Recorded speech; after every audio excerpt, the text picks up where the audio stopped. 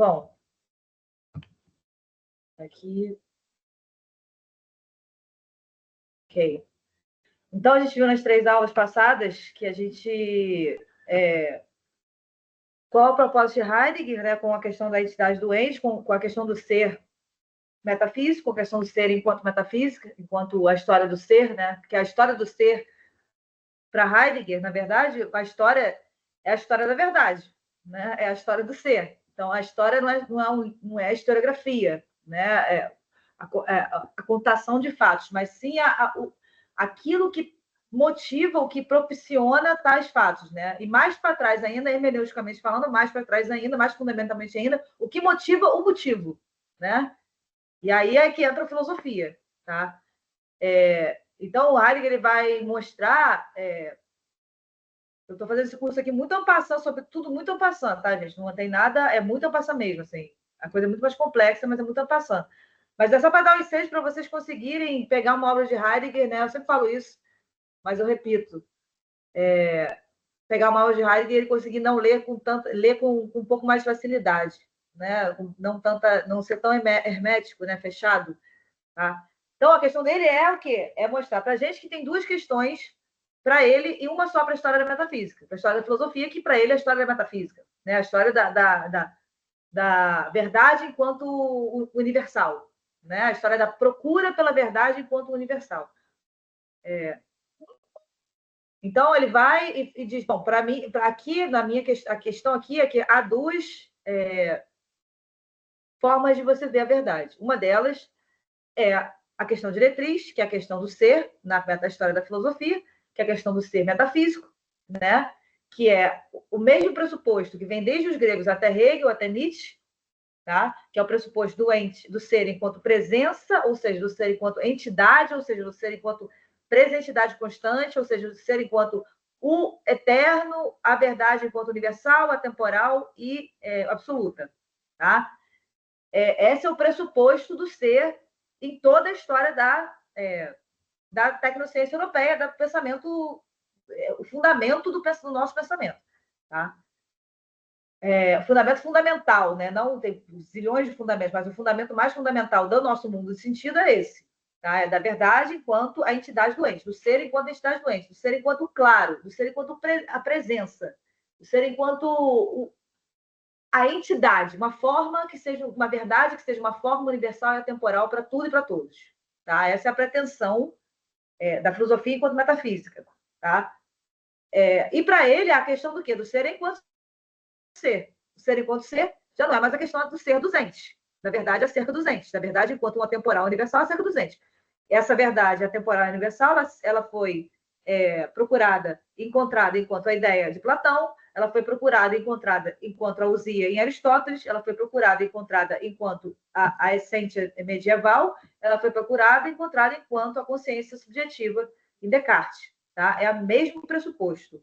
Tá? O pressuposto ele continua o mesmo.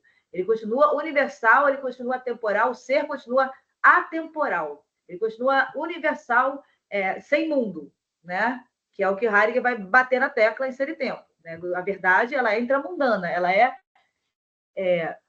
circunscrita ao mundo do sentido, apesar desse mundo do sentido ter se tornado globalizado, né? Colonizado e globalizado, dos europeus terem conquistado, né? Ter aterrorizado o mundo inteiro e conseguido impor a sua forma do ser, a sua forma da verdade. Então, parece que só há essa forma da verdade, né? E não, essa é uma forma do ser se manifestar, da verdade se manifestar, que é a forma intramundana do ser. Então, o ser jamais pode ser universal e atemporal. O ser é tempo enquanto história e enquanto circunscrito, tá? Esse é o ser que Heidegger quer se perguntar, o ser enquanto ser, não mais o ser enquanto a partir do pressuposto da entidade, a partir do pressuposto da presentidade constante, a partir do pressuposto da universalidade.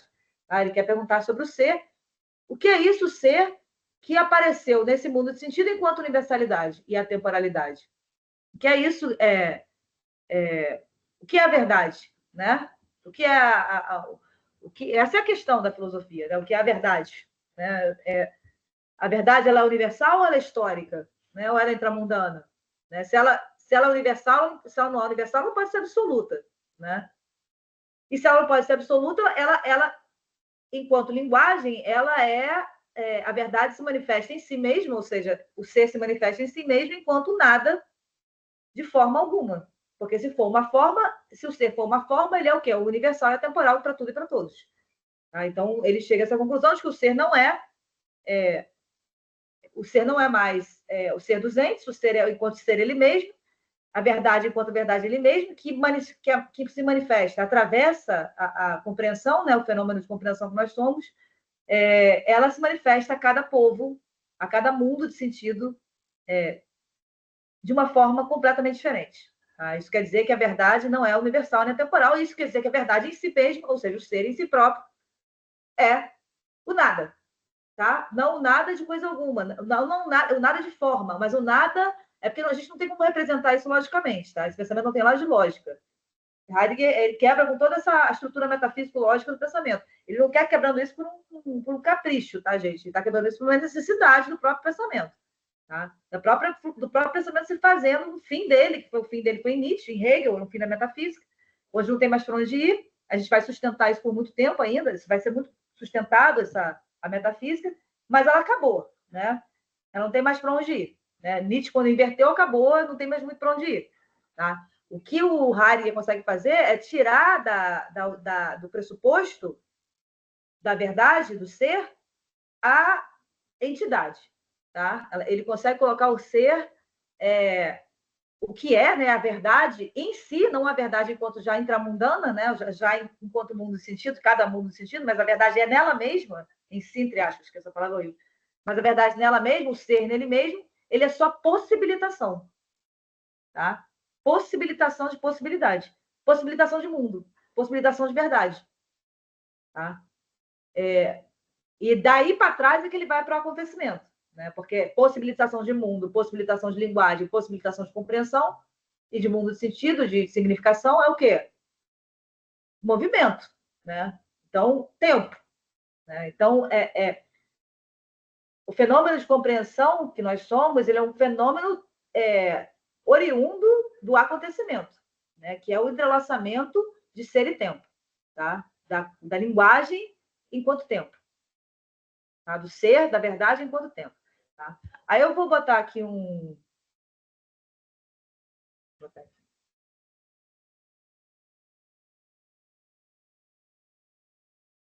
Eu ainda vou mandar para você esses textos todos. Não tá, esse curso é novo, eu não consegui ainda redigir um texto completo dele. Então, estou pegando picadas, né, para cada aula, tá? O Heidegger tem no final da vida dele, ele escreveu um livro chamado Os Quatro Seminários de Thor. Tá? Ele morreu em 76, ele escreveu isso em 74, assim, 73. Tá? Ele não escreveu, foram seminários que os alunos redigiram, né? Mas foram seminários dele, né? Redigiram a pé da letra do que ele falou, né? Então, esses 4 seminários, eles são um estudo da história da filosofia e suas transformações mais fundamentais. E transformações essas que não são elementares, ou seja, transformações cruciais no sentido do ser, porque o sentido do ser permanece o mesmo. Permanece o quê? Uma subsistência. Tá? Permanece o quê? Aquilo que subsiste em si. Aquilo que é, em si, verdadeiro e ponto final. Tá? Neles, Heidegger começa por mostrar a história da metafísica, sucintamente, desde o seu princípio até o seu ocaso. O foco da aula é precisamente de problematizar a questão de saber como e por que Heidegger ensina que, a partir da concepção histórico-metafísica do ser enquanto entidade doente quer dizer o quê? Enquanto forma universal e atemporal, sentido implicitamente enviado ao longo de 2.500 anos de pensamento filosófico, o ser ele mesmo, a verdade, né, o ser ele mesmo, se torna finalmente a técnica moderna a partir dos desdobramentos históricos do pensamento ocidental, a partir da metafísica. Eu dei um curso sobre isso, né, os fundamentos da técnica na metafísica, né, no próprio pressuposto universal e atemporal, ou seja, a verdade absoluta acerca do ser está no homem enquanto sujeito nihilista incondicionado de conhecimento. Né? Se o pressuposto, se a verdade ela tem a característica de universalidade e atemporalidade, e essa universalidade e atemporalidade é a consciência representativa do sujeito, então isso quer dizer que o homem é o senhor do todo. Tá? Isso quer dizer que o homem ele não é condicionado por nada além dele mesmo. Né? Não como no medieval, que era condicionado pelo Deus cristão, ou outros povos que são condicionados por deuses. Né? O homem contemporâneo, da técnica, ele é condicionado só por ele mesmo. E ele condiciona tudo a ele, tá? Porque ele é o condicionante. Então, os fundamentos metafísicos quer dizer o quê? Os fundamentos desse pressuposto, né, estar fundado desde o século XVII no homem. Tá? Não mais na natureza, não mais no Deus, mas agora no homem. Então, o homem, e esse é o perigo para Heidegger, né? Esse é o grande perigo, é o Dasein, né? A existência humana, se tornar o sujeito incondicionado de vontade, tá? Onde ele pode tudo com tudo, onde nada mais tem... tudo deve servi-lo, né? Então, a técnica dele, o tekne em grego é fazer, né? Nada mais é do que fazer. Então, o fazer dele se torna 100% predador, né? Justamente porque ele se torna quase que um semideus, né? Coisas que não existem, isso nunca existiu em povo nenhum na história da humanidade, né? Isso acontece a partir do século XVII com o povo da tecnociência europeia, tá? E nós somos o produto disso, né? Inclusive nossa língua é europeia, né?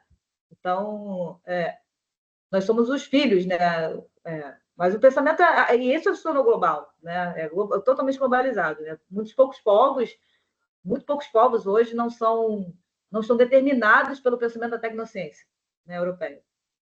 Não estou falando que isso é ruim, o Heidegger não nega a tecnociência, muita gente fala essa bobeira de falar o Heidegger nega a ciência, o Heidegger não nega ciência nenhuma. A única coisa que ele coloca para a ciência o limite dela, tá? A necessidade dela, porque somos a ciência, né? É o nosso mundo de sentido, mas o limite dela enquanto totalidade, tá? Enquanto explicação absoluta da totalidade, tá? É isso, ele bota limites para isso, que ela se coloca como a explicação mais profunda e mais absoluta, né? Ou seja, totalitária, né? E não é, né? Ela é uma forma da natureza se manifestar, tá? Ela explica uma forma da natureza se manifestar. Útil para isso, útil para aquilo outro, né? Mas não essencialmente, né? Corresponde ao pensamento essencial, do que o Heidegger chama de essencial do ser humano, né? Então ele vai trazer, nesses 4 seminários de Thor, esse livro não tem tradução para português, ele tem tradução para o inglês e para o francês. Ele vai trazer essa questão da entidade doente para mostrar os perigos disso, né? O perigo desse pressuposto ter se enfiado na consciência humana, né? Como se o homem, o sujeito de conhecimento de vontade, fosse ele mesmo, universal, temporal, absoluto e senhor do todo, né? A questão fundamental para a filósofo foi expressar o ser como ser é totalmente interpelado por respeito ao ente, isto é, por respeito ao presente, que o é, como já estudamos, enquanto histórico, a projeção compreensiva sobre o que vem sendo. O que é o ente presente? O que é o presente? Né? Eu falei para vocês que era o presente. O presente é a projeção, a compreensão. O que é a compreensão humana? Né? Esquece o sujeito, que é a forma histórica como a qual nós nos determinamos, enquanto mundo, sentido. Mas a estrutura do Dasein, ela é uma estrutura, um fenômeno de compreensão temporal do que é, do ser. Temporal por quê? Porque a compreensão ela se manifesta em movimento. Ela se manifesta se projetando. Se projetando em cima do quê? Em cima dos entes. Sejam eles utensílios, sejam eles a natureza, seja ele o outro Dasein. Sejam eles os acenos, né? Que seriam os deuses, que nós não... Mas é a projeção, né? É a projeção em vista do meu poder ser. Por que em vista do meu poder ser? Porque meu poder ser, a meu ser não está dado.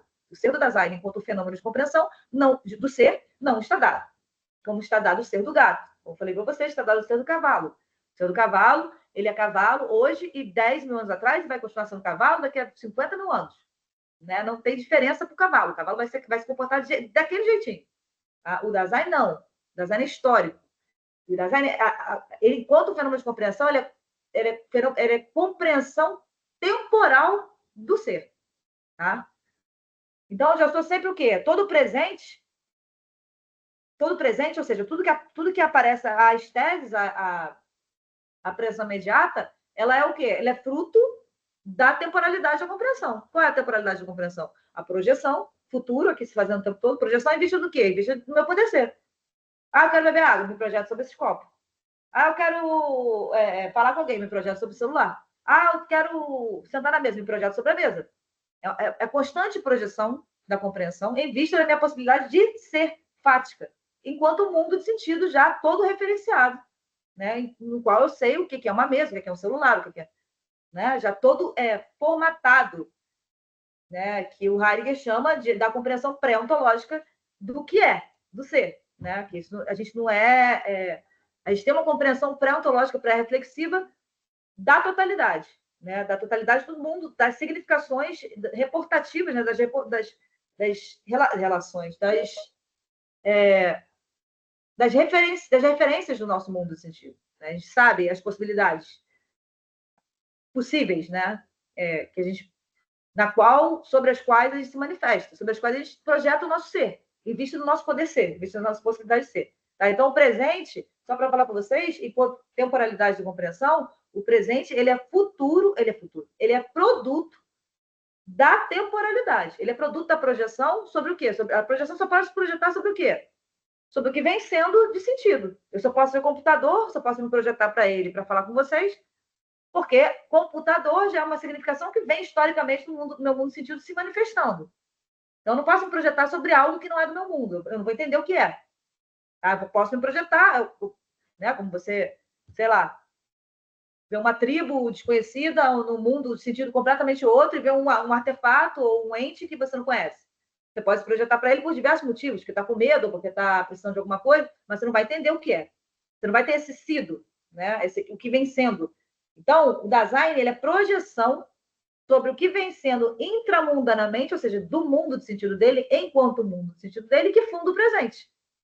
Tá? Então, esse presente imediato de compreensivo, livro, cadeira, prédio, sei lá, luz, né, que parece que é só uma coisa imediata, isso já é produto da temporalidade da compreensão que faz o Dasein ser o quê? Histórico. A diferença de todo outro ente que não tem a fórmula do ser do Dasein. Tá?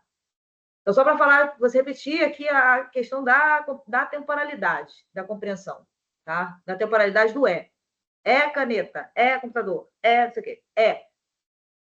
Esse ele tem uma força de agora muito grande, mas esse agora não é possível sem futuro e sem o que vem sendo. Tá? Sem projeção e sem o que vem sendo. Tá? Se a história, enquanto metafísica, se determina como uma concepção sempre implícita do ser enquanto entidade doente, isto é, enquanto a forma subsistente para o ser como pano de fundo para todas as concepções filosóficas históricas, as fundamentais acerca da verdade, acerca do ser, a ideia platônica, a usia aristotélica, a essência, a substância medieval, o sujeito cartesiano, a mônada leibniziana, a consciência absoluta hegeliana e a vontade de poder nietzschiana, todas essas concepções ao longo de 2.500 anos carregam o mesmo pressuposto. Tá? Isso se dá porque sempre o pensamento já esteve se perguntando pelo ser enquanto fundamento formal do ente, enquanto a verdade formal universal acerca dos entes. Tá? Heidegger mostra que a configuração moderna deste fundamento formal do ente, a entidade do ente enquanto sujeito, porque só foi sujeito aqui no século XVII, tá? Só entrou na consciência humana no século XVII, a partir da dúvida cartesiana, em cima das aporias, das contradições sobre a questão do ser no período medieval, tá? Que já herdou dos gregos a questão suprassensível, da essência da existência, e tratou isso com o Deus judaico-cristão e deixou muitas aberturas, né? Aporias mesmo, né? Não digo nem contradições, aporias no sentido assim, que não se resolve, não é que não se resolve, a filosofia é uma questão de pergunta, não de respostas, né? Então, não é que não se resolve, é que não deixa abertura para mais perguntas, né? Então, Descartes chega e diz que, bom, tá bom, então eu vou duvidar de tudo, só não vou duvidar de mim que estou pensando. Então, ele funda a verdade, a totalidade na consciência humana. Tudo é porque a consciência humana representa só. Nada é fora da consciência humana. Tá? Isso é assim desde do século XVII. Tá? No nosso mundo de sentido, que no século XVII não tinha europeu aqui, mas nós somos esse mundo de sentido. Nós somos um mundo indígena de sentido, né? Que estava aqui no século XVII. Tá? Heidegger mostra, então, que a configuração moderna desse fundamento formal doente, a entidade doente enquanto sujeito, surgiu da necessidade que o pensamento cartesiano, ou seja, Descartes, século XVII, impôs a filosofia no sentido de transformar a verdade em certeza, intentando. Certeza por quê? pelo método da dúvida, intentando lograr um fundamento indubitável e indiscutível, que fundamentalmente se diferencia da questão imposta pelo pensamento antigo. Embora o pensamento grego já tivesse a questão da obtenção de um fundamento, ou seja, da obtenção de um fundamento universal, né, para a verdade, para o ser, era nécessário tentar pedir provas, por exemplo, de se a física, a natureza existe ou não existe. Pois seria como perguntar se o Sol existe ou não. Tá? Quando o ser se funda na consciência do sujeito, na consciência do homem enquanto sujeito, o pensamento teve a petulância de perguntar se o Sol existe ou não fora do pensamento humano. Tá? Porque se tudo é representação, né? Tal prova passou a ser requerida porque o pensamento passou a exigir, na modernidade, através da verdade enquanto certeza, o controle total do ser. Tá? O controle total do verdadeiro, da verdade. Tá? Nada fora da consciência, nada fora da representação. Tá?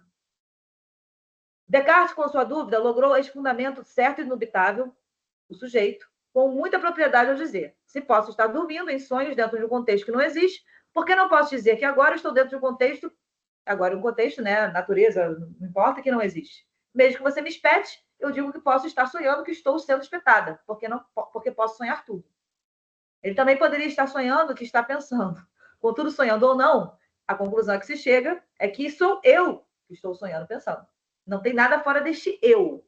Começa a incondicionalidade para o pressuposto metafísico. Porque até então o pressuposto metafísico ele era só o de universalidade e a temporalidade.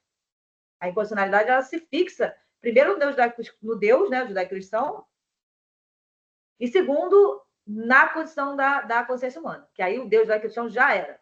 Né? Já não, o Dasein, o homem já não é mais condicionado por isso. O homem é condicionado por ele mesmo. Tá? Ele também poderia estar sonhando, tá? Ou o eu, o sujeito, se torna quase que imediatamente o fundamento, o próprio possibilitador de todo ser, de tudo que é. Por isso, Descartes encontrou um lugar para a certeza e todo fundamento para o sujeito que aparece e se oferece como fundamento da certeza de todo o real, não sendo ele a resposta do sujeito, o mesmo que a física, o mundo externo, a resistência. Tá? Então, isso tudo para Heidegger é mundo de significação, tá, gente? É como o mundo de significação europeu viu, tentou explicar o ser, a verdade. Tá? Mas para o pensamento do ser enquanto subsistência, da verdade enquanto universalidade, isso aqui não é mundo, isso aqui é a verdade total. Eu sou resistência e totalidade dos entes. Eu sou res cogitans e a totalidade do ente que não sou eu é o quê? Resistência. Tá? Isso é tomado como uma verdade universal. Tá?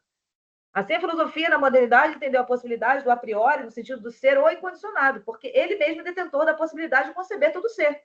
Porque todo ser só pode vir do quê? Da consciência. Tá? Na antiguidade, o a priori tem o sentido de ser o ponto de partida apenas, no pensamento grego. O eidos aristotélico, né, a ideia aristotélica, é o a priori, mas ele não se oferece como incondicionado. Ou seja, produto de uma consciência.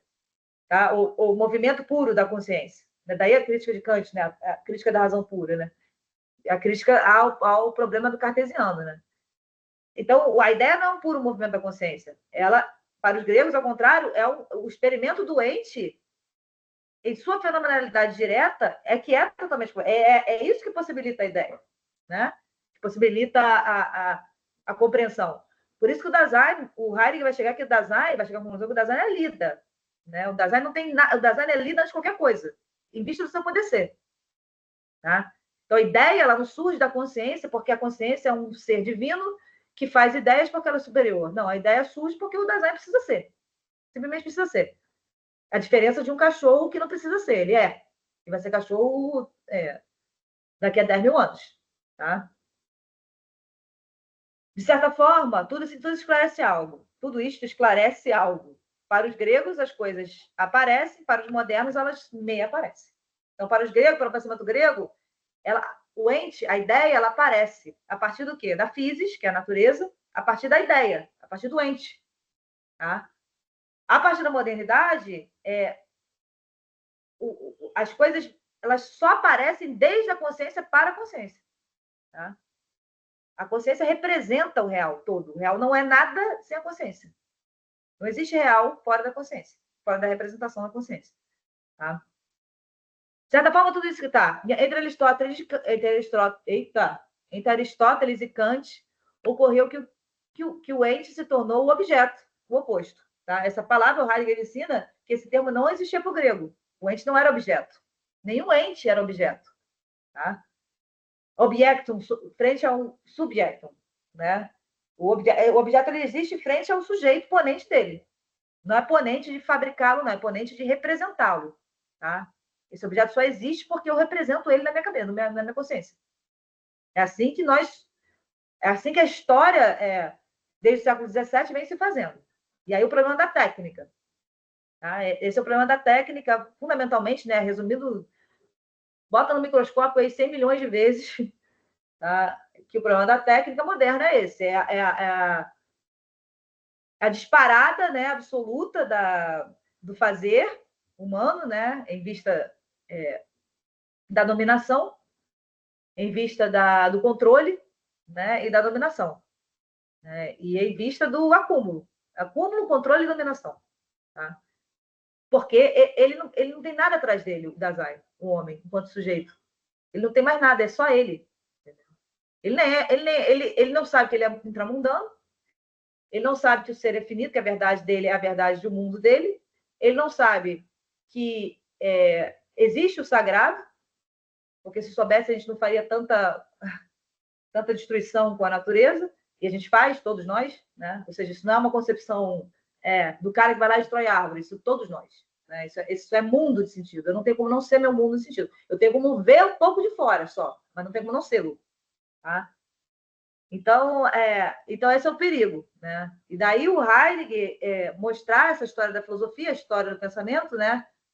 Para tentar, futuramente, né? Não agora, porque ele morreu em 76, imagina que em 50 anos isso ia despertar, né? Não vai. Mas a metafísica vai continuar há muito tempo ainda reverberando, né? Moribunda, né? Esse pensamento, né? De controle, dominação e destruição, né? Mas o que ele fez, no meu entender, é uma semente, né? Botar uma semente, estudar profundamente toda a história da filosofia, né? Toda a história do pensamento, perceber os pressupostos impensados nos maiores filósofos, né, da história do Ocidente, né?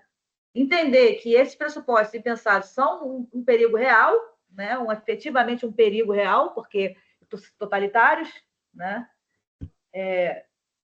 Entender que esse perigo real agora somos nós mesmos, né? Então, e aí ele partir para no final da vida dele, para tentar explicar tanto o acontecimento quanto tentar explicar, tentar trazer o espírito humano, né, que cada vez, quanto mais dominante, né, quanto mais possessivo, quanto mais destruidor, mais embotado. Né? Então, quanto mais técnica a gente tem entre o nosso bem-estar, né, quanto mais a gente produz e explora, mais embotamento a gente gera para o nosso pensamento, para o nosso espírito. Em filosofia, pensamento é espírito. Tá? Quando fala espírito, é sempre pensamento. Então, mais a gente embota. Então, o que ele faz é tentar. Ele não acha que todo mundo tem que ser filósofo, até porque raríssimos são os filósofos, né? Não existe. Eu acredito que não existem mais filósofos. Né? Existe comentador, professor, mas ninguém na altura, né, de um Heidegger ou de um Platão ou de.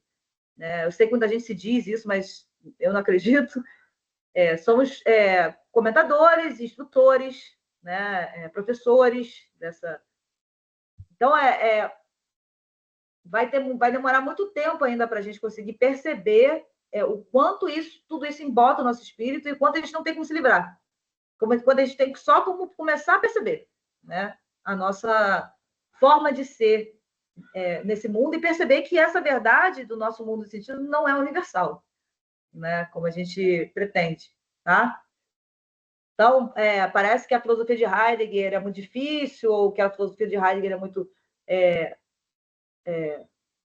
filosófica, muito teórica, não, ela é bem prática, tá? Ela é bem prática e necessária, né? No meu entender, muito necessária, porque a gente está caminhando mesmo aí para uma destruição assim absoluta, né? O homem se tornar esse pressuposto metafísico, né? O Deus na Terra, né? Não tem como se dar certo, né? Como então surgiu a própria... Então tá, Heidegger ensina que esse termo não existia para o grego, ou seja, os entes não eram objetos para o grego, pensamento grego, tá? Os entes eram entes, não sei, da natureza, mas não tinha o sentido de objeto. Tá? Objeto é aquilo que é contraposto a mim, para mim, a meu serviço. Tá? Uma vez que o pensamento antigo não tinha o ente como contraposto, porque não tinha consciência subjetiva mirando o ente e colocando-o desta forma. Não existia o homem enquanto sujeito para o grego. Essa palavra nem existia. Tá? Como então surgiu propriamente a necessidade dessa forma para o ser, para a verdade, a forma da consciência subjetiva? Tá? Dissemos que desde Descartes a questão da verdade se configura como certeza e a partir da necessidade da prova. De modo que a questão do fundamento para o que é, para o ser, pede uma fundamentação para que o fundamento seja garantido enquanto fundamento.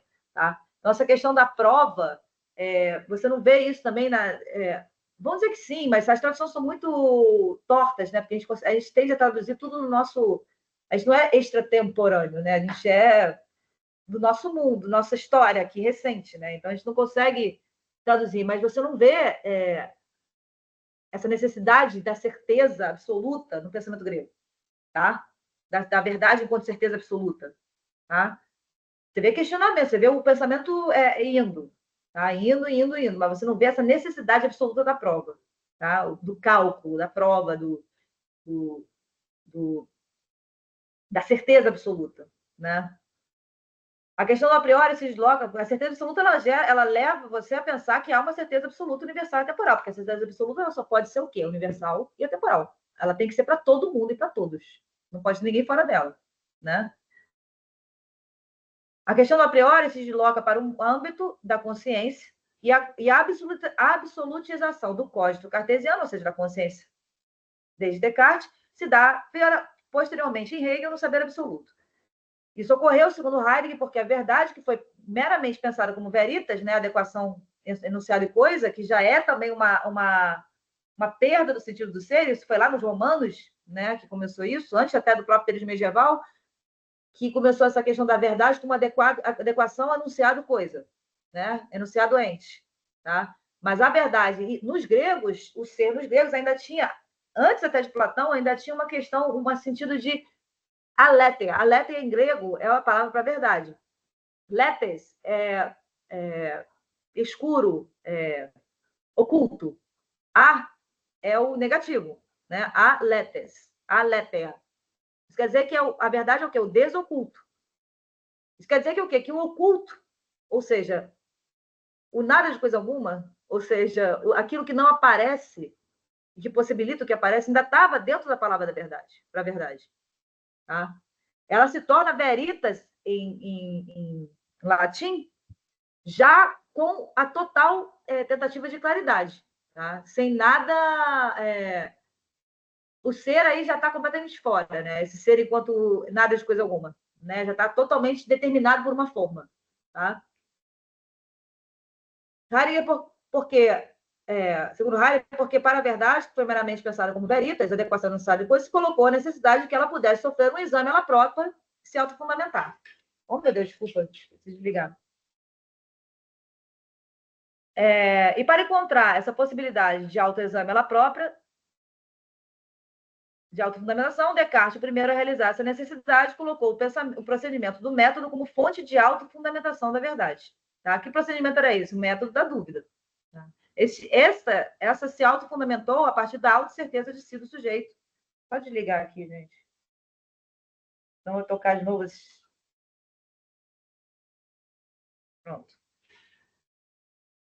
Da certeza de si do sujeito. Então, a certeza máxima que ele conseguiu, que o pensamento conseguiu, a partir dessa tentativa, né, de dar à verdade a claridade máxima, né, a forma máxima, o absoluto máximo, né, de verdade universal, atemporal, né, o que foi conseguido foi o terreno do sujeito, porque tudo você poderia botar em dúvida. A essência a questão da prova de Deus, né, que foi pedida por Kant, você podia botar em dúvida a questão de como a physis manifesta ideia, se a ideia dentro não é representação, mas se manifesta enquanto linguagem, enquanto compreensão, né? Mas você não podia botar em dúvida eu que estou compreendendo, Isso não pode botar em dúvida, né?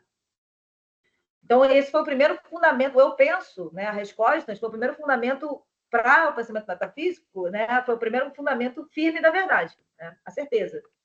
E qual foi a motivação disso? Para Heidegger, a motivação para a verdade, com certeza, é a necessidade de estabelecer uma possibilidade de antecipação dos conhecimentos, do conhecimento dos fenômenos da natureza. Tá? Se pudermos antecipar os efeitos de um fenômeno, temos como nos assegurar desse fenômeno, ter certeza dele e dominá-lo. Tá? A certeza do conhecimento para o sujeito, oriundo da necessidade da verdade enquanto certeza, é propriamente a motivação do projeto do saber enquanto técnica moderna. Tá?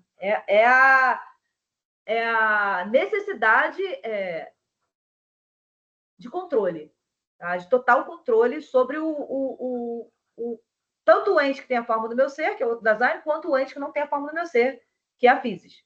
Tá? Bom, aí Harry vai falar desse essencial do matemático.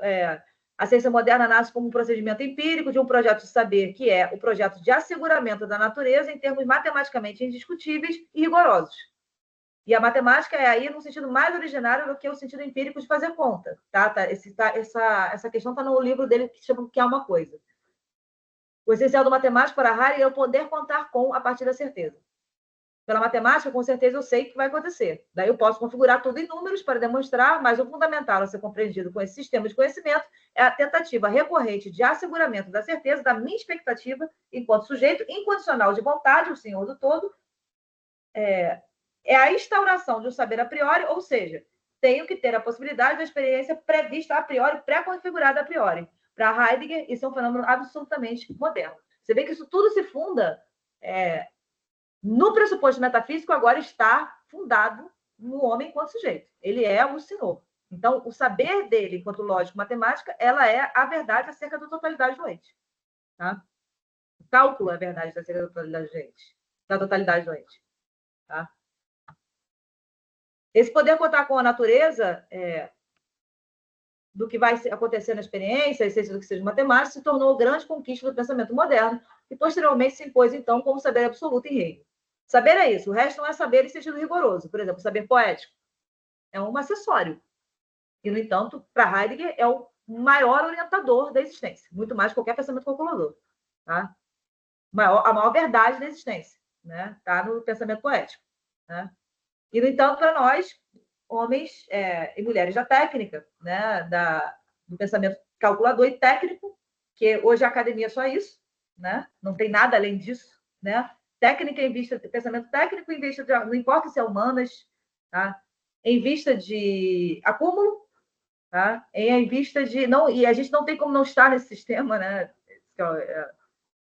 é o duro, mas tudo que não é esse pensamento não é pensamento em sentido rigoroso, tá? E segundo Heidegger, o que funda essa estrutura do pensamento é a exigência de fundamentação do fundamento que Descartes propôs como tarefa à filosofia, apresentando o eu penso como fundamento da verdade, ou seja, o eu, sujeito, como fundamento da verdade enquanto certeza. Um saber que se sabe saber e, com isso, se impõe como fundamento de todos os saberes. Então, eu sou o fundamento de todos os saberes. Eu sou o fundamento, o meu eu, sujeito, não tem nada atrás dele, tá? Eu sou o fundamento. Assim nós somos, segundo Heidegger. Tá? Todos nós, não é... O que ele faz é se através da filosofia, do pensamento filosófico, se descolar e ir para trás disso conseguir ver o que ele próprio é. Mas nós somos esse pensamento calculador predador. Tá? Justamente por quê? Porque o fundamento metafísico, que começou lá nos gregos, de universalidade e a temporalidade e subsistência para o sentido do ser, agora é a subsistência do sujeito. O sujeito é o próprio ser. Tá? É ele o ser, é ele que põe a totalidade do ente. Então, a totalidade do ente deve o quê? Servi-lo. Tá? Uma vez que o caráter próprio desse saber está bom, a técnica moderna é o saber que se configura enquanto a capacidade de antecipar a experiência com o ente e planejar os resultados da experiência e, por fim, a capacidade de planificar e organizar a totalidade do ente, assim saber. Tá? Então, eu planifico e organizo para que eu possa controlar. Isso não é, gente, isso não é, nesse sentido de Heidegger, isso não é uma pessoa que é ruim, tá? Isso é a estrutura do mundo de sentido. Tá? Então, sempre vai ser isso até o mundo, até E não vai ser com um discurso de autoajuda, não, vai ser com até saturar mesmo a existência, né? De uma forma tão grande que vão procurar outras coisas, né? Mas vão procurar compreender de outra forma, mas por enquanto não é isso, tá? Tanto é que Heidegger não tem abertura na academia, né? Você vê um curso de Heidegger aqui, outro lá, raramente, né? Então, porque ele chega a ser mais perigoso que Marx, né? Assim, se você for a fundo no pensamento dele, é mais perigoso, porque ele vai quebrando toda a estrutura, né? Ele mostra fenomenologicamente, filosoficamente, toda a estrutura do nosso pensamento, até os dias de hoje. Tanto estruturalmente, ou seja, tanto em ser e tempo, que ele vai mostrar como funciona, fala horrível, mas como se manifesta a compreensão temporal, enquanto histórica, né? Quanto ele vai para a história do ser, para mostrar como que o ser se manifesta metafisicamente, como que a verdade se manifesta, o perigo desse ser metafísico ser hoje o sujeito, né? O homem enquanto sujeito, porque o homem não era enquanto sujeito antes da modernidade, tá? E nem em outros povos, né? Então, quando a gente diz que o homem é um sujeito de conhecimento e vontade, a gente está dizendo que o povo indígena de 10 mil anos atrás, o homem lá era um sujeito de conhecimento e vontade, né? É isso que propõe o pensamento metafísico, tá? E não é. A gente sabe muito bem que não é. Se a gente não sabe, a nossa alma sabe que não é, que outros povos tiveram uma compreensão infinitamente de outro mundo acerca da totalidade, né? Então, não é. Mas o pensamento se coloca, o pensamento, como ele é metafísico, o pensamento hoje global, ele se coloca como uma verdade universal, tá? A técnica moderna é saber, tá, mas todo ente, nem sempre, mas o todo do ente, ou seja, a totalidade dos entes, né? Ele não usa em plural, por isso que eu não uso plural, mas o ente na totalidade, tá? Nem sempre foi requerido pela técnica enquanto mera reserva e recurso para o sujeito. Tá? O que é a natureza? Natura, né? Que não tem mais o sentido da physis grega. A physis grega, ela era o emergir, né? O emergir do oculto para o desoculto. Né? Tinha ainda um elemento sagrado, né? Nós não temos mais nada. A natureza ela é só um recurso natural. Né? Assim é o discurso ecológico, inclusive. Né? Temos que manter os recursos naturais. Ela é um mero recurso. Tá? Mas o todo doente nem sempre foi requerido pela técnica, ou seja, pelo fazer humano enquanto recurso, para o homem enquanto sujeito incondicionado de vontade, o homem enquanto o detentor do ser. Né? Na primeira fase da questão do ser, no pensamento grego, que ocorre a superabundância do ente em sua presença, a sobremedida do ente.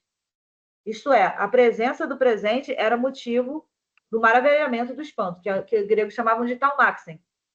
Heidegger diz, abre aspas, é a superabundância, a sobremedida do presente. Pensemos aqui a anedota sobre Tales. Ele é esse homem fascinado pela... Tales viveu na época de Platão, um pouco antes, tá? Ele é esse homem fascinado pela superabundância estelar que lhe força a levar o olhar unicamente para o céu. No clima grego, o homem está submergido pela presença do presente, a qual o constrange a questão do presente enquanto presente, a qual constrange a questão de filosofar acerca do ente. Tá? O reporto a esse fluxo da presença, os gregos nomeiam taumaxen, que é o maravilhar-se ou o espanto, né? Coisa que jamais a gente tem. Né? A gente no máximo consegue ver a Lua e trazer ela para um lugar meramente científico, né, dela. A filosofia surgia exatamente desse constrangimento do presente. Quanto mais os gregos contemplavam, mais se reportavam ao ente presente, mais o presente cintilava, mais luzia para eles. Né? Não presos no que o Heidegger chama da armação, tá? Que é Gestell. O pensamento ainda não estava preso na Gestell, que é o pensamento tecnocientífico calculador. Tá? Então, tudo a gente vai resumir em biologia, em química, em física. Tá? Não tem mais espanto nenhum em nada. Né? Quanto mais os gregos contemplavam, mais, já para o pensamento moderno, dá-se o contrário. Quanto mais ele se volta para o ente, para os moldes da técnica moderna, mais o ente desaparece enquanto tal. O ente enquanto né, em sua essência. Né? Os gregos não se reportavam para o ente na forma prévia da tecnociência. Isso não por alguma insuficiência de conhecimento, mas justamente porque o povo grego e todo o povo fora do pensamento moderno ocidental estava, ou está, porque ainda existem povos raríssimos, mas existem povos que não são desse mundo de sentido, né? Como a ilha lá que eu falei na Índia, né? dos sentinelas, não tem contato nenhum, né? Mas ainda há povos, mundos de sentido, que não estão reportados a totalidade do ente, sem isto que estão reportados a totalidade do ente, né? O ente da totalidade, a significação de mundo deles, sem isso que o Heidegger nomeia de armação, tá? Das Gestell. Tá? No texto A Questão da Técnica, ele ensina que a armação é uma permanência implícita e questionada para o sentido do ser, ou seja, para a verdade, é a verdade pré-ontológica, que você já nasce no mundo do sentido, já tendo que ser ela, tá? Desde o qual todo conhecimento e compreensão ocidentais se fundam nisso, tá? No pensamento calculador, em vista do recurso, da reserva, do domínio, tá? O filósofo ensina então que a armação é uma permanência inquestionada, implícita, inquestionada para o sentido do ser, no pensamento, né? Desde a qual todo conhecimento e compreensão ocidentais se fundam, se desdobram e se confirmam. Como é isso?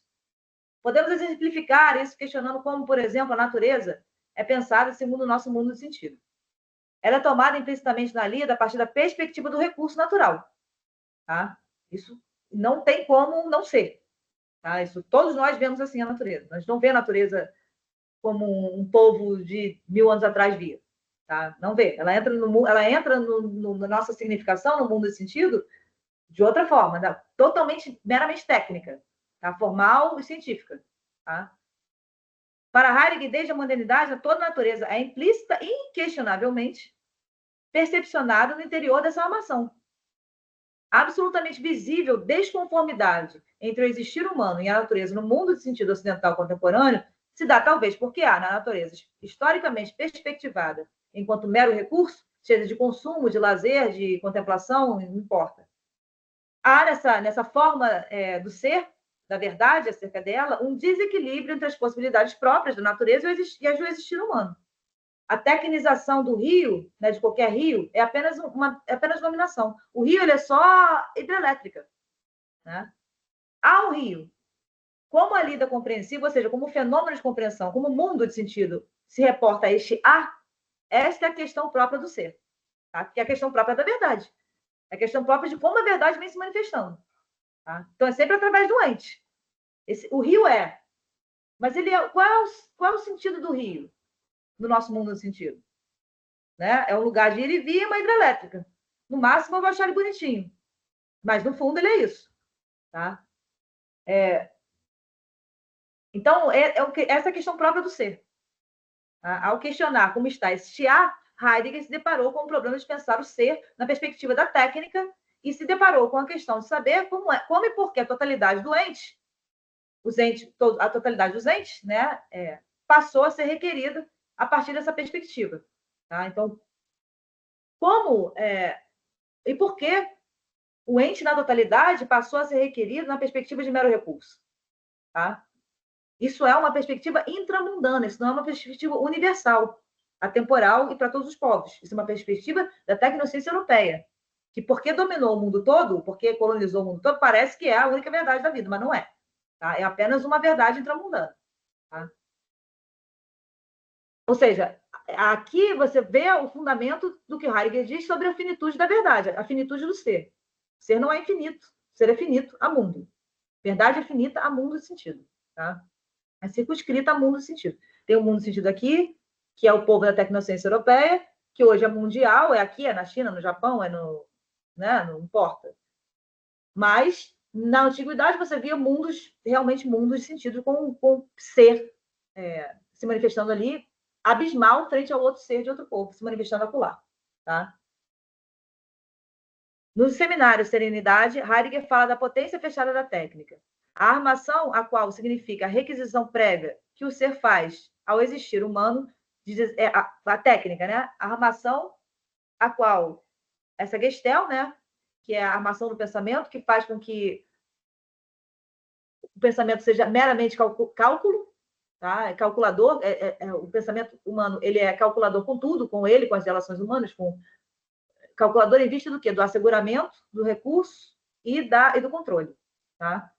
Isso não é uma pessoa, tá, gente? Isso é um mundo de sentido, tá? O mundo de sentido, ele é óbvio que cada design vai lidar com isso diferente, mas é o mundo, tá? No seminário Serenidade, Heidegger fala da potência fechada da técnica, a armação, a qual significa a requisição prévia que o ser faz ao existir humano de desafiar a natureza em termos de mera reserva. Heidegger diz, no Gestalt, né, essa armação do pensamento, essa armação invisível, né, ou seja, não reflexiva, né, mas que fundamenta todos os nossos movimentos, né, o homem é posto na situação de corresponder à exploração-consumo, reportação ao ser nessa reportação. O homem não tem a técnica na mão, ele é o joguete dela. Né? Ele não tem a técnica na mão, ele nasce nela e ele tem que corresponder a ela. Tá? Nessa situação, reina o mais completo esquecimento do ser, a mais completa ocultação do ser. A cibernética se torna o substituto da filosofia e da poesia. A ciência política, a sociologia e a psicologia se tornam preponderantes, disciplinas que não têm mais o mínimo reporto ao fundamento. Nesse sentido, o homem moderno é o escravo do esquecimento do ser. Você vê como ele fala até das próprias ciências humanas, né? Que estão também já, segundo ele, fundamentadas, porque não tem como não estar. Tá? Não é escolha de ninguém, não, tá, gente? O Heidegger jamais ele vai dizer que uma pessoa escolheu ser uma pessoa calculativa. Tá? Não existe isso. Porque não existe o sujeito em Heidegger. Tá? O sujeito ele tem muito poucas escolhas reais. Tá? O Dasein. Escolhas que partem dele, realmente. Né? As escolhas que ele tem é do mundo decidiu dele. Tá? Então, não ele não tem essa incondicionalidade de escolhas. Tá? Então, ele diz que é necessário, de certa maneira, corresponder a essa potência oculta, uma vez que já somos sempre lançados nela, essa potência oculta da técnica. Né? Ou seja, o pensamento técnico, ou seja, do mundo do pensamento calculador. Tá? Enquanto o pensamento mais rigoroso, enquanto o pensamento mais fundamental da existência. Tá? Não estou falando que ele não tem que ser, mas ele não deveria ser o mais fundamental. Né? Só isso que o Heidegger coloca. Mas corresponder não significa promover e sim compreender. Significa justamente se manter na atenção do contexto. O que Heidegger propõe para o estudioso é que ele corresponda a essa potência enquanto ele assuma esse problema como matéria de pensamento. Tá? Então, ele diz aqui, Heidegger diz, a esse respeito, o que o senhor diz de Hebel, o amigo da casa, é significativo. Nós hoje erramos em uma casa do mundo onde o amigo está ausente, o pensador. Aquele que seus gostos inclinam uma força igual. Para o universo tecnicamente organizado e para o mundo concebido enquanto a casa de um habitat mais original. Falta o amigo que poderia reinvestir o caráter mensurável e técnico da natureza, no segredo aberto de um natural da natureza a ser novamente experimentado. Que pensador poderia jamais nos ajudar a reconciliar esses dois domínios, tornados estranhos um ao outro, e que se distanciam um do outro a uma velocidade cada vez mais louca? A natureza tecnicamente dirigível, que é o objeto da ciência, e a natureza natural da estadia humana. Né? Fecha aspas. A natureza é historicamente concebida em termos de objeto e para a ciência, né? Sempre vista do ser enquanto recurso, o ser já é sempre o recurso, já é o sujeito em vista dele próprio, né? O recurso em vista dele próprio, em seus sistemas causais sempre já conhecidos. Mas para Heidegger, a serenidade está apostada aberto para o desconhecido, para o segredo, o oculto que se apresenta nesse mundo dominado. E esse segredo o que é? É a própria reivindicação histórica do ser. É compreender a própria reivindicação histórica da verdade, porque ela se manifesta assim hoje. Né? Que é requisito do pensamento, no sentido da tecnociência hoje, como última verdade do ser e de todo doente, do todo que é. Tá? Heidegger afirma que não é sem sentido essa forma de reportação técnica às coisas, uma vez que se a história, né, a destinação do sentido do ser, se colocou com essa configuração, é porque justamente ela tem um sentido de ser. Mas esse sentido quer dizer apenas que há um sentido, isto é, há um fundamento e um direcionamento. O direcionamento, o sentido que se deu historicamente, é o da dominação, da organização das massas, e o fundamento é o próprio projeto moderno de exploração do todo, enquanto recurso para a reserva, isso a partir da verdade, enquanto certeza do saber matemático, e a partir da técnica moderna. Tá? Então, gente, eu fiz só esse resumo nessa aula, eu não vou muito mais longe com ela, não. Esse texto vai para vocês também, tá? Ele está quase pronto.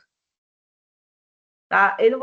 Para vocês entenderem o propósito da filosofia de Heidegger, tá? É tentar trazer a gente para o peixe que consegue ver a água que está nadando. Né? É tipo, o peixe não vê a água que está nadando, mas ele tenta trazer a gente para esse lugar. Né? Então, ele não se detém muito em todas as ramificações da filosofia, né? Filosofia política, filosofia estética, filosofia né, da ciência, filosofia, ele tem na ontologia mesmo, no estudo do ser, que para ele é o estudo da verdade, historicamente como a verdade vem se manifestando, né? E nesse caso, todos esses campos filosóficos seriam produtos também dessa verdade que vem se manifestando. Como é que fundamentou essa verdade, né? E para ele chegar, que aí sim, eu vou começar na aula que vem, que é esse texto aqui,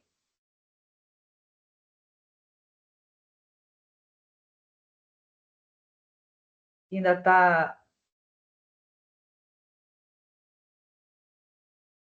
Que é o texto, né, que a gente vai pensar o ser enquanto acontecimento, não mais o ser, não mais o ser dos entes, né? Não mais o ser enquanto esse fundamento universal atemporal que hoje é o fundamento do movimento técnico humano, né? Enquanto o sujeito de conhecimento, né? O ser é o próprio homem, né? Desde a modernidade nós somos ponentes do ser, né? Então a gente vai ver como que o Heidegger consegue ir para trás disso e pensar o ser enquanto esse entrelaçamento de ser e tempo, né? Esse entrelaçamento de temporalidade, né? De movimento de possibilitação e de compreensão, né? Possibilitação de compreensão, sempre já temporal, sempre já circunscrito, tá? Essa essa questão do tempo enquanto acontecimento, do ser e tempo enquanto acontecimento, ela é bem complexa, mas eu precisava deixar um pouco claro para vocês do que fala a filosofia do Heidegger, tá? Para a gente entender o que é o ser, né? Vou falar aqui. Esse ser que não é mais o ser metafísico, né? Ele vai dizer assim: o ser que permanece retido no dar, o ser é o quê? Um dar. O que é a verdade? O que é a compreensão, se não uma doação, né? Ó, o tempo é determinado pelo ser enquanto presença e o ser é determinado pelo tempo. Isso aqui já está falando do ser fora enquanto ser. Não mais o ser enquanto ser metafísico, que é essa história do homem, do ser universal e temporal, passando da ideia platônica ao sujeito cartesiano. Tá? Ele está falando agora do ser enquanto ser. Tá? Ser é devir. Ser é o quê? Ser é movimento de si próprio. O que é a manifestação? Se não um puro movimento. Né? Percebe. É porque eu não gosto de falar de perceber o universo, porque a gente percebe, nós, pessoas da técnica, né, a gente percebe de uma forma muito física, né, muito. Uma junção de forças, né? Mas não sei como falar. A gente tenta representar e não tem como representar. Né? Mas é justamente essa pura doação de manifestação. Né? E a doação de manifestação só pode se dar em quanto tempo? Tá? Então, a gente vai ver na próxima aula esse texto. Eu vou até encurtar ele, né, para a gente conseguir fazer nas últimas 3 aulas, da questão do ser, já não mais enquanto ser dos entes, tá? Da questão do ser, não mais do ser da história da filosofia, mas da questão do ser enquanto ser mesmo. Tá? Exatamente, vai facultar presença, né?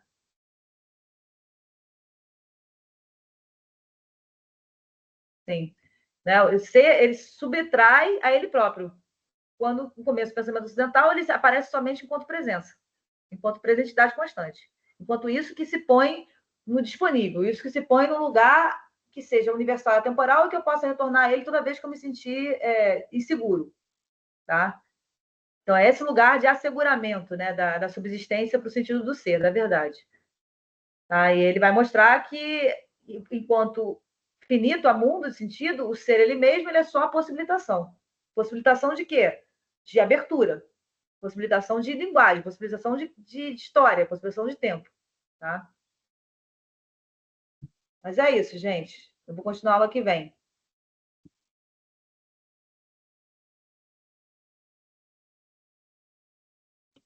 Maravilha, muito obrigado, doutora. De nada, gente. Se quiser, alguém tem uma pergunta? Fala, Jéssica. Eu gostei bastante dessa aula de hoje, assim como de todas as outras também. E, no caso, o que você falou mais para o início, assim, Eu achei interessante porque você expressou sua opinião, mas aqui eu não tô, tipo, focando como crítica sobre você não acreditar que pode não existir mais filósofos no sentido que foi exposto. E assim, o que eu quero falar é como que isso também está atrelado. Só um minutinho.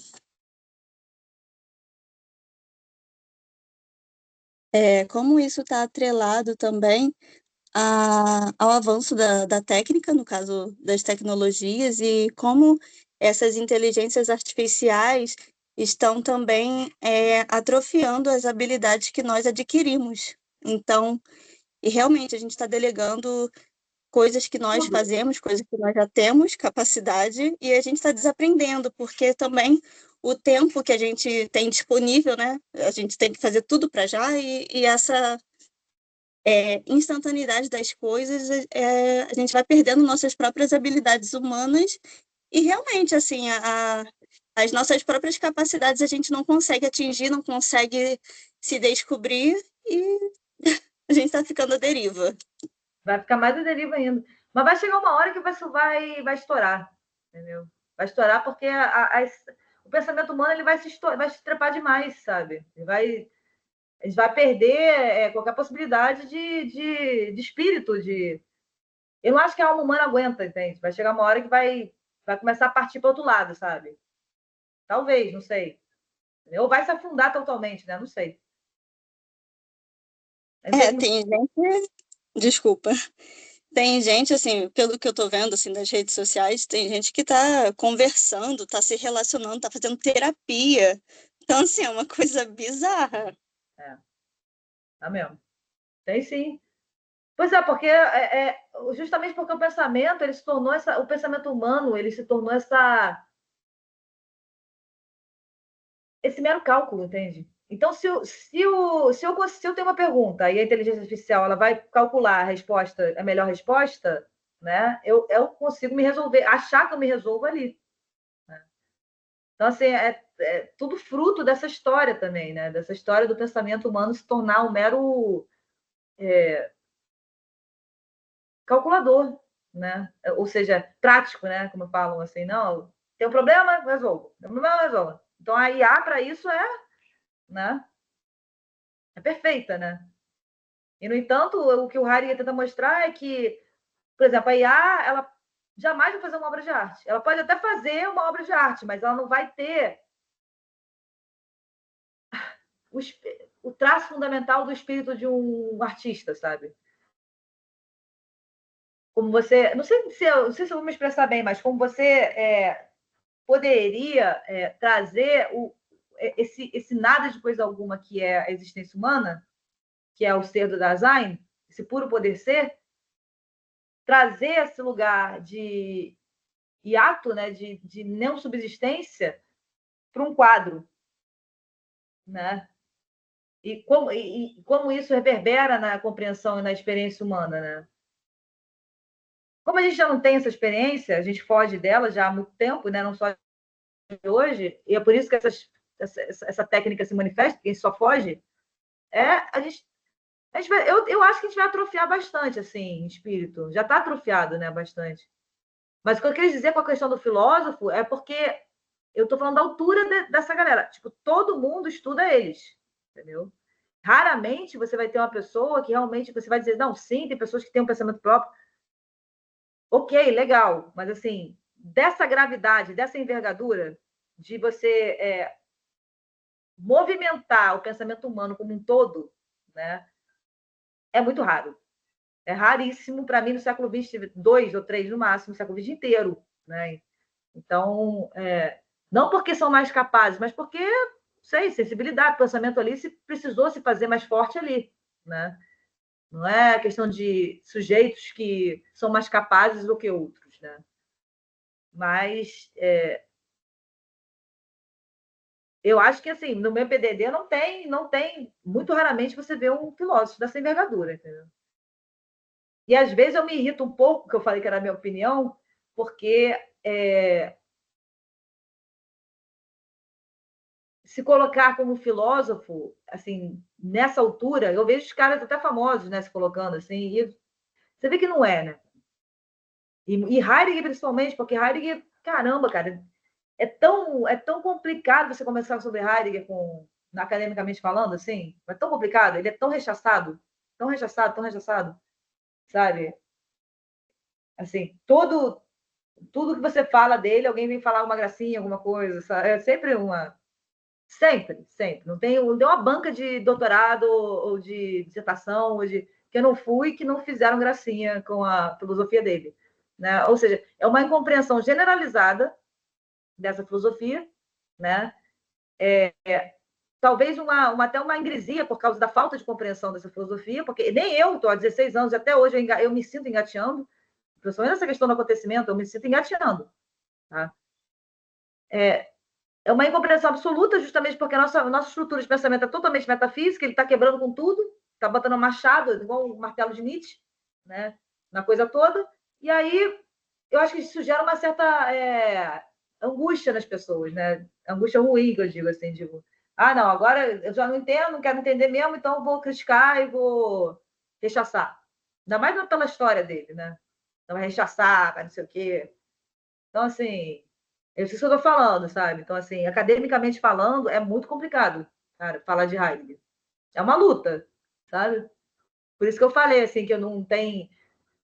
Que muita gente que muitas pessoas que se titulam filósofos, eu acho que deveriam repensar esse título, né? Porque, para mim, é um grau muito alto de pensamento. Né? Só é isso que eu quis dizer. Sim, eu entendi. Desculpa se eu não me expressei muito Nada. bem. Porque às vezes eu me É expresso